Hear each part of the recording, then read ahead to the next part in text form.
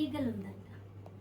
ఈగలు ఎగరడానికి స్టార్ట్ చేసిందంట. ఎగరదామని ఇంకా స్టార్ట్ చేసిందంట. దూరం నుంచి ఒక కాకి చూస్తుందంట. కాకి చూసి ఈగల పైన వాలిందంట. వాలి ఈగల పైకి ఎగురుతున్న కొద్దీ దాన్ని పొడవడం మొదలుపెట్టిందంట. పొడిచి రాని మాటలన్నీ, నువ్వు అసలు పనికిరావు, నేను చూస్తే నాకు అసహ్యం వేస్తుంది, నిన్ను అసలు ఎవరు చూస్తారు, నీలాగా నేను పుట్టుంటే ఎప్పుడో చచ్చిపోయేదాన్ని, ఆయన్ని పొడుచుకుంటూ అనరాని మాటలు అంటూ అన్నీ చేస్తుందంట. కానీ ఈగలు అలానే ఎగురుతూ ఉందంట. ఆ ఈగల మీద ఉన్న కాకి అలానే ఉంది, కానీ మాటలు అంటూనే ఉందంట. అప్పుడు ఈగలు ఏం అనలేదంట.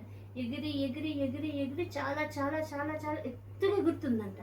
ఎత్తుగా ఎగిరితే ఆ ఎత్తులోన ఈ కాకి ఊపిరాడట్లేదంట, గాలి అందట్లేదంట. అయ్యో అని చెప్పి ఎంత అన్న కాకి కూడా మౌనంగా ఉండిపోయి అక్కడ నుంచి దూకేసిందంట. కానీ ఈగలు ఎగురుతూనే ఉంది. కాకి అక్కడ నుంచి దూకి పడిపోయిందంట. మోరల్ ఆఫ్ ది స్టోరీ ఏంటి?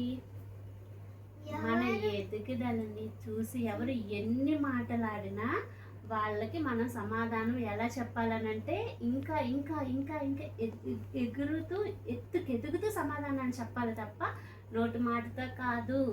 ఓకేనా? అమ్మ నాకు ఎక్కువసేపు ఫోటో తీసి మళ్ళీ నేను ఫోటో చిన్న